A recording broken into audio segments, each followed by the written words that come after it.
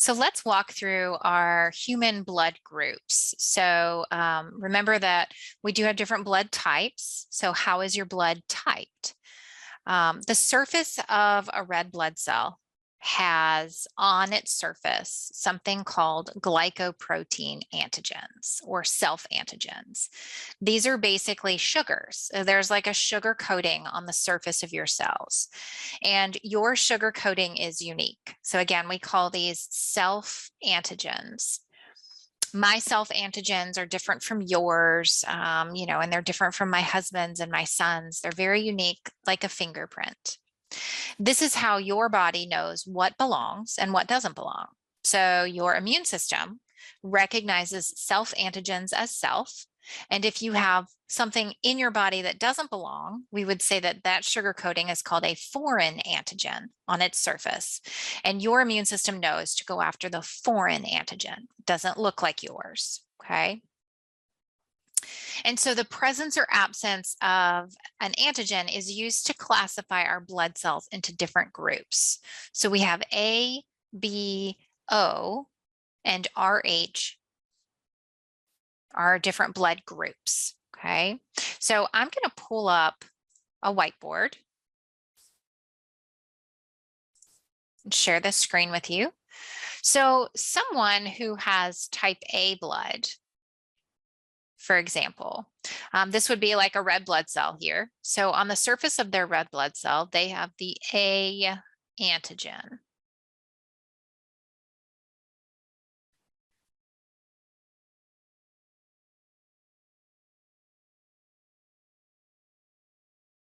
Okay, so on the surface of their cell is the A antigen. Someone who has type B blood, on the surface of their cells, they have the B antigen.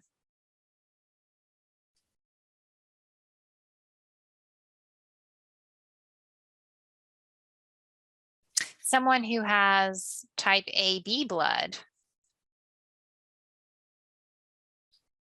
on the surface of their red blood cells, they have the A antigen and they have the B antigen.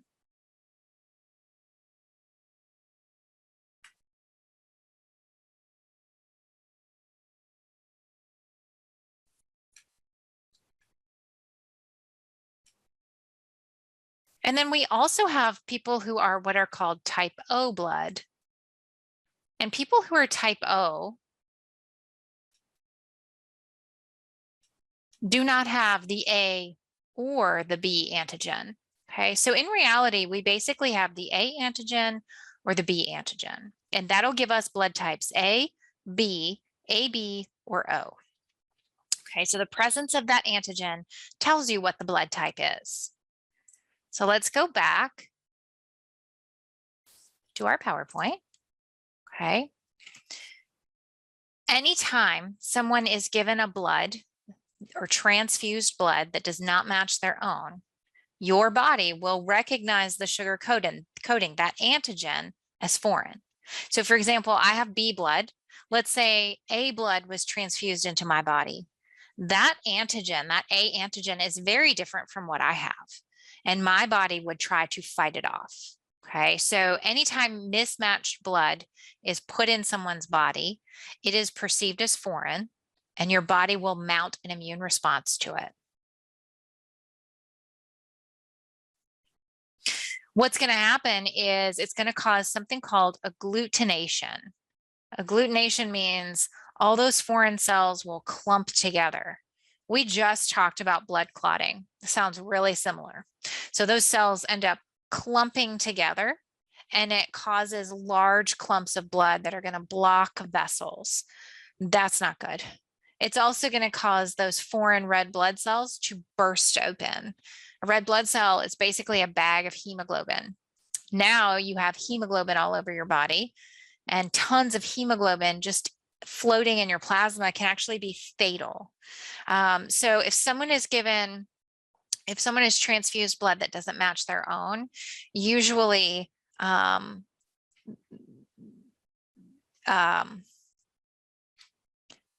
doctors try to prevent that patient from going into renal or kidney failure. So they just keep pumping them full of fluids until that hemoglobin can get flushed out of their body, that their kidneys can take it up and flush it out. So really the key is keep the kidneys functioning and keep that patient alive until that blood can get, that foreign blood can get broken down and get out of the body. Now, I mentioned to you that for our blood groups, we have A, B, AB, and O. For type O blood, this is someone who does not have any antigens on the surface, none of those sugar coatings, no A, no B. This is actually the most common of our blood types. Type AB, someone who has the A and the B antigen on their surface, that's the least common of our blood types.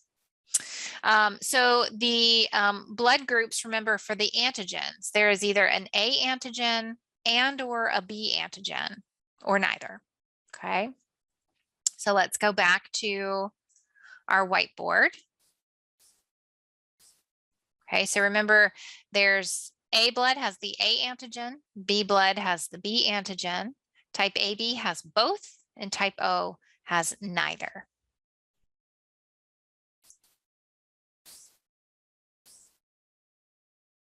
Now, other than antigens, that's going to tell you what your blood type is. You also have in your blood antibodies. Now, think about the term antibody. Antibodies fight infections, right? They fight foreign antigens. That's their job. So you also have, when we talk about our blood, you have antibodies. We have antibodies for A and we have antibodies for B. Usually these antibodies will form in the blood at around 2 months of age, and you'll have adult levels of these antibodies in your blood by the time you're 8 or 10. So let's go back to our whiteboard and talk about the types of antibodies that we might see in each of these blood types, okay?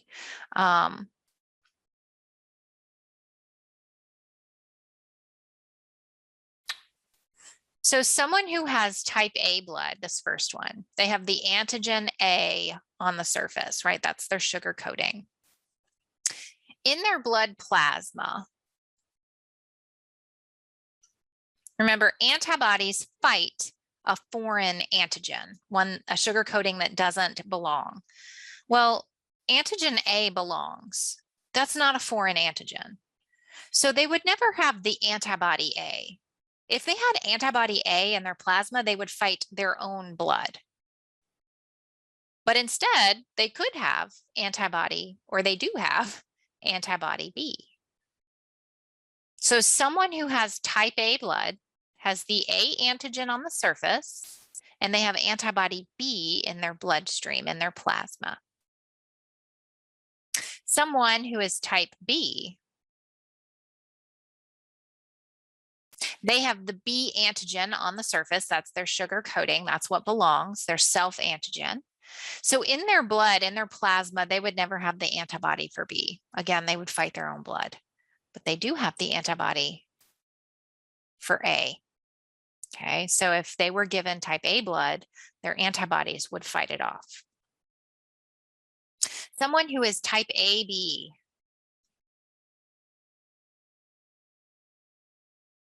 they have the A and the B antigen on their surface. So could they have antibody A? No. Antibody A would fight off that antigen. Could they have antibody B? No. It would fight off that B antigen. So someone who is type AB has no antibodies in their plasma. They do not have the A antibody and they do not have the B antibody. I guess I can draw that better.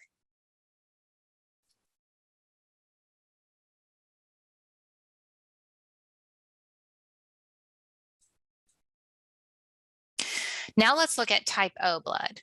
Someone who is type O, they have no antigens on the surface. They do not have the A antigen. They do not have that B antigen, no sugar coating. So in their plasma, let's talk about the antibodies they would have. Could they have the antibody for A? Yeah, because they don't have the A antigen. Could they have the antibody for B? Yeah, because they don't have a B antigen. Okay. So now when we look at blood types, we've added to this. So now we're looking at the blood types with what is the antigen on the surface and what would be the antibody present in that individual's blood. Okay. Again, you would never have an antibody that matches the antigen because it would fight off itself. So let's go back to our PowerPoint.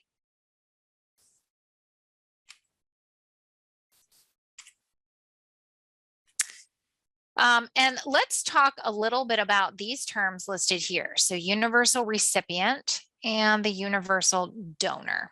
So we've looked at our A, B, and O blood types. We've talked about the antigens on the surface. We've talked about antibodies in the plasma that would fight off a foreign antigen. But we really haven't talked about those bloods in terms of the type of blood and what could be given to which type. So let's go back to our whiteboard. Okay. And now let's add a little more to this. So we're going to start here again at type A blood. Someone who is type A, okay, they have the A antigen on the surface and they have the antibody for type B. So they could never get a transfusion from someone who has type B blood because they have antibodies that would fight that off. That would create a transfusion reaction. We don't want that. Someone who's type A also could not get blood from someone who is AB, right? Because they have the antibody for B. And if they were given AB blood, notice that there is the antigen B on that blood type. So they'd fight it off. So they can't have that either. Someone who is type A could get type O blood. And the reason is there are no antigens on the surface of type O. So remember, this person has antibodies for B, but there's no B antigens over here on type O blood. So someone who's A, obviously the ideal situation is to give them type A blood. But if that's not possible, we give them type O blood. Let's look at someone who's type B. All right, they have the B antigens on the surface, they have antibody A's. Best situation, they get type B blood. Could they ever get type A blood? No, because they have antibodies to fight it off, right? That antibody matches that antigen and it would fight it off and have a transfusion reaction. They also could not get AB blood for the same reason. Antibody A would fight off that A antigen. But they can get type O blood because again, type O has no antigens on the surface. So even though they have antibody A, there's no A antigens on the surface of type O blood. Look at AB. Someone who is AB, they have antigens A and B on the surface, but they have no antibodies. If you have no antibodies, you have nothing to fight off with. So someone who is type AB, they could get type A blood, they could get type B blood, and they could get O blood because they have no antibodies to fight off any antigens. So type AB is called the universal recipient. They can get A, B, AB, and O blood. Again, type AB is the least common blood type, but if you are type AB, you have sort of won the jackpot, right? Because you can get any blood type. Now let's look at O, right? O has no antigens on the surface. It has antibodies for A and B. It's got both antibodies. So that means someone who's type O can get type O blood. They can not get type A blood because they have an antibody for it. They cannot get type B blood because they have an antibody for it. They cannot get AB because they have both antibodies for it. So type O can only get type O. So because of that, we say that you're pretty restricted if you're type O. However, type O blood is the type of blood that the Red Cross, all of the blood centers want type O blood because if you'll notice, type O is the universal donor. You can give type O to anybody.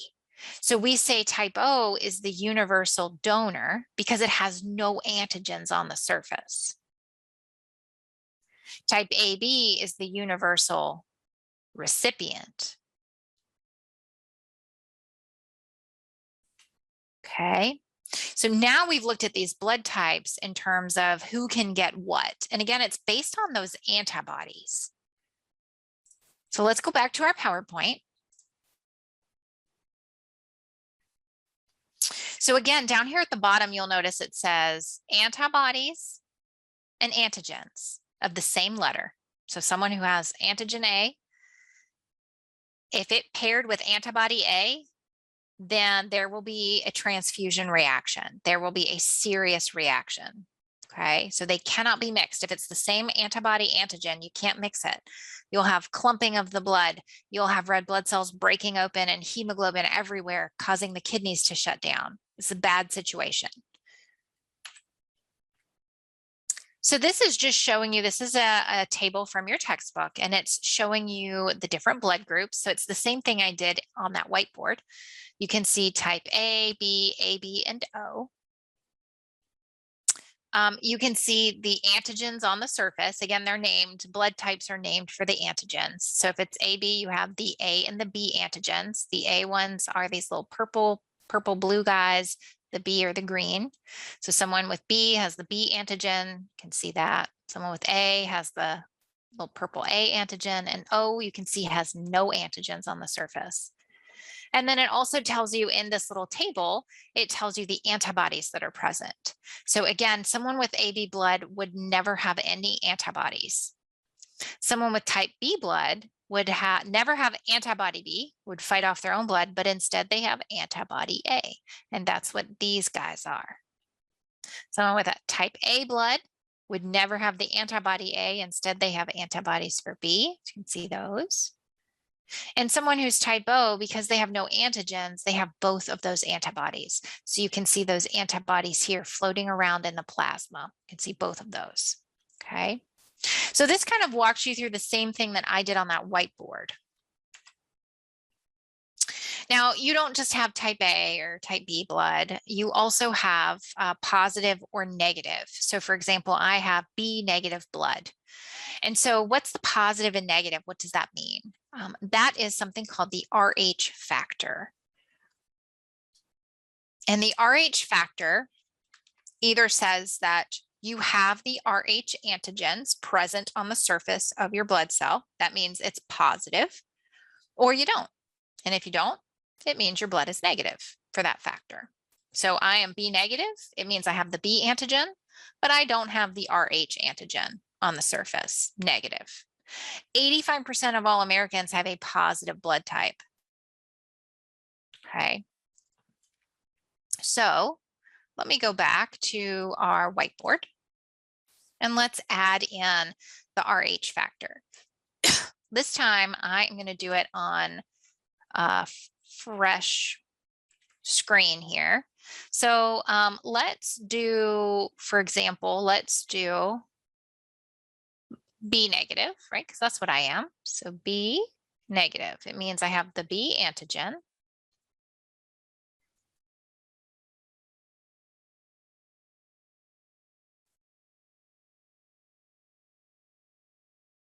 I have antibodies for A, right? I would not have antibodies for B. And if I'm negative, you can see the negative here, it means there's no Rh factors. There's no Rh antigens on the surface of my blood. Okay. Now let's look at someone who maybe is B positive. They're going to have that B antigen on the surface. They're also going to have the Rh antigen. Ooh, it's hard to write upside down. On the surface. So when we type out the antigens, we would say, okay, they have B and Rh. So antibodies, someone who is B would never have the B antibody, but they do have the A antibody. Someone who has the Rh antigen, would they ever have the Rh antibody? No. So they also would never have the Rh antibody because there's the Rh antigen. However, I want you to also look at what I did over here with B negative. Notice that I also didn't add the Rh antibody over here. And the reason is because when you are Rh negative, you are not born with the Rh antibody. This is not automatically in your blood. You actually don't have any antibodies for Rh. So whether you're positive or negative, you don't have antibodies for Rh. But someone who is negative has the potential to create antibodies to Rh. And the way they would do that is if they are exposed to a positive blood type. If they are exposed to the Rh antigen, it would be like ramping up the immune system. You recognize that sugar coating, it doesn't belong, and you make antibodies to it. So someone who has a negative blood type can form Rh antibodies after first exposure to Rh positive blood. Now, someone who's Rh positive, they're never going to form antibodies against their own blood. They would fight their own blood off. But someone who's negative, again, we're not born with those antibodies, but they can form if you're exposed to that type of blood, if you're exposed to a positive blood type. All right, let's pop back over to our PowerPoint, okay?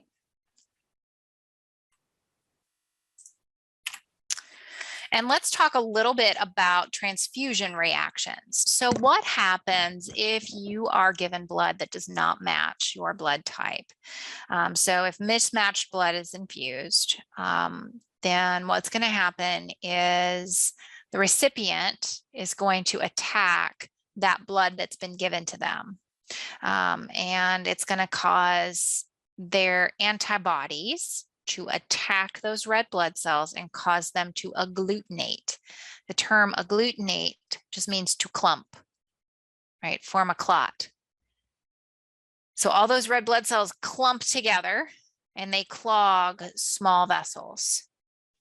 That's going to hinder blood flow. Also, those antibodies are going to attack all of those foreign red blood cells that don't belong. And it's going to cause those red blood cells to rupture and release a ton of hemoglobin into the bloodstream. Again, I mentioned this can shut the kidneys down. So it's going to cause diminished oxygen carrying capacity. It's going to cause diminished blood flow in any vessel that's been blocked, and it's going to cause renal failure. So the symptoms of a transfusion reaction are fever and chills. Your body is thinking it's under attack. It thinks that you have, when you do, you have a foreign organism in your body and your immune system is trying to fight it. Your antibodies are trying to fight it. So you get a fever, you get chills, your blood pressure is going to start to drop. And that is as all those red blood cells start bursting open. Your heart rate will go up. Nausea and vomiting are also very common with transfusion reactions. And like I mentioned, there really is no treatment other than preventing kidney damage. They don't want you to go into renal failure. So they're going to give you fluids. They're going to give you diuretics to help wash out and flush out that hemoglobin. Typically, if you know you're going to have a transfusion of blood, so you know, like you're having a big surgery, maybe someone's having a transplant, they know it's coming up. A lot of times what they'll do is go to the hospital, donate their own blood, have it drawn off and saved for their procedure. So when they eventually need that blood, it's given right back to them. So patients can pre-donate blood for an operation. And that just helps to limit the risk that are associated with transfusions and bloodborne pathogens. And we call that an autologous transfusion. Auto means self. So basically you are transfusing your own blood. So typically before they'll do a blood transfusion, they will type your blood. So they're going to want to know, what is your blood type? In order to type your blood, this is the part where it gets a little confusing. It's going to sound a little bit backwards. Typically what they'll do is they will prick your finger, or if they've drawn off blood, they can use that. In our lab, a lot of times we will, in the face-to-face classes, we will prick our fingers and we will put a drop of blood on a little card. And on that card, we are going to add antibodies to that blood. So we'll add antibodies for A. Now remember, antibodies attack the antigen of the same letter. And if they match, it causes clumping. So what you're doing is you are testing for clumping. And I always say it is what it clumps with. So if you put a drop of blood on a card and you add antibody A to it and it clumps, you know you have the A antigen on the surface of your blood. Okay, so you can see over here, when it clumps, it looks like this. So you can see all of those cells have clumped together. When it doesn't clump, it looks like this. Okay, so clumping is pretty obvious. We're also going to put a drop of blood on that card and add the B antigens to it. Again, it is what it clumps with. So if it clumps, you know you have the B antigens.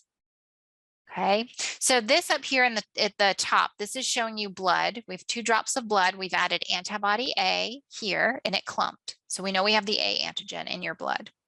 We've added antibody B and it clumped. So we know we have the B antigen on that blood. So this blood type would be someone who is AB. The next one down, you can see it clumped in A. So we know I have the A antigen and it didn't clump in B. So that individual would be type A. The next one, you can see it didn't clump in A. So that means there's no A antigens, but it did clump in B. So that individual would be type B blood. And then at the very bottom, you can see it did not clump with the A antibody or the B antibody. So that individual does not have A or B antigens on the surface of their blood. They are type O. So when we type our blood, we use antibodies to identify the antigens on the surface. Now, I mentioned to you, I'm actually going to come back to this whiteboard here, because I mentioned to you a little bit about that positive blood type.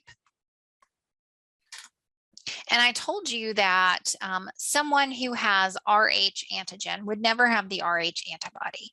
But someone who doesn't have the Rh antigen, they're negative, they also don't have the antibody. The Rh antibody is not something you're born with. It's something that only forms after the first exposure to a positive blood type.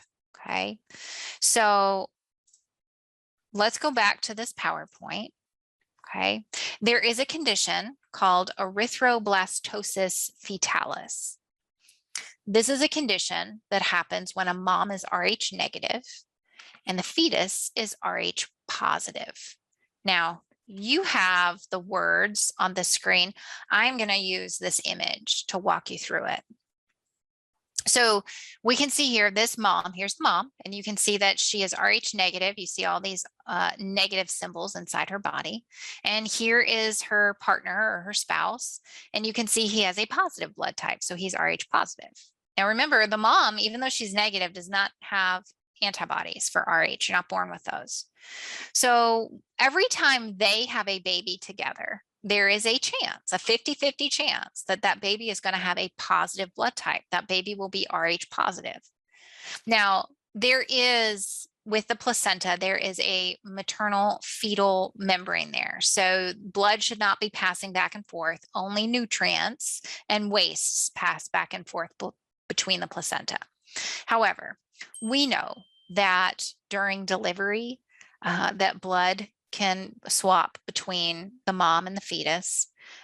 During miscarriages, blood can swap between the mom and the fetus. And if that mom who is Rh negative is exposed to the fetal blood, which is Rh positive, she will develop antibodies. So you can see those green antibodies. So she was exposed. She made antibodies. Now, in that first exposure, nothing happened. The baby's fine, baby was born, no problem. All that happened is now the mom has antibodies. So let's say they try to have another baby. And let's say 50-50 chance that baby has an Rh positive blood type. Now remember, the blood doesn't transfuse between the placenta, but oxygen and nutrients, hormones, proteins, those can mix. Antibodies, maternal antibodies move into the fetus in utero. And so you can see these antibodies for Rh moving across the placenta, and they will attack the fetus's blood. That fetus typically will not survive to term. If the baby does survive to term, it will be severely anemic. It will most likely need blood transfusions in utero before it is born. So this is called, let's go back, erythroblastosis fetalis. Okay, so this is an instance where someone who's Rh negative is exposed to the positive blood type. So a mom having a baby that's positive is exposed to that blood type. She makes antibodies. First baby is born without any problems, but now the mom has antibodies and she will fight off the second baby. So this is actually something that my husband and I went through. I am B negative, my husband is O positive. And so every time I'm pregnant, there is a chance that baby has a positive blood type. So I remember my husband and I had to do a lot of fertility treatments to have our son. We lost several babies. And I remember it was one of the very first, was actually the first loss. I remember calling my OBGYN, and I was very early, maybe 7 weeks pregnant. And I called my OBGYN and said, hey, I'm having a miscarriage. And so I went in and I asked for what's called the RhoGAM shot. So there is a medication that they give a woman who has a negative blood type, whose partner has a positive blood type. They give a RhoGAM shot. It's a shot to help prevent the formation of these antibodies.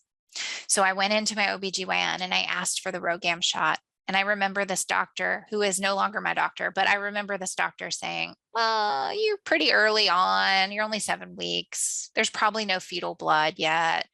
I don't think you need the shot. I think you'll be fine. And I said, okay, well, what happens if I get the shot and I didn't really need it? He was like, oh, nothing, it'll be all right. And I said, well, what happens if I don't get the shot and I did need it? And he went on to describe erythroblastosis fetalis.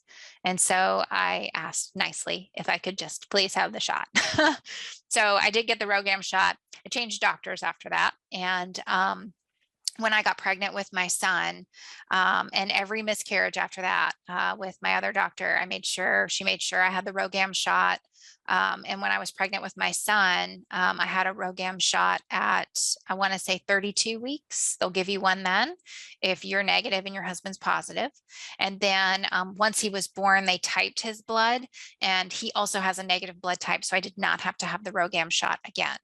If he had a positive blood type, I would have had to have another RhoGAM shot, okay, to prevent erythroblastosis fetalis.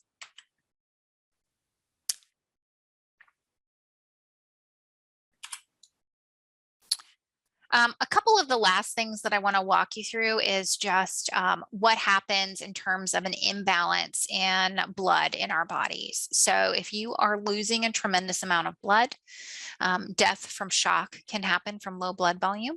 So if you've lost a lot of blood, they need to replace volume immediately. And they can do this with a saline solution, electrolyte solution. We call that Ringer's solution.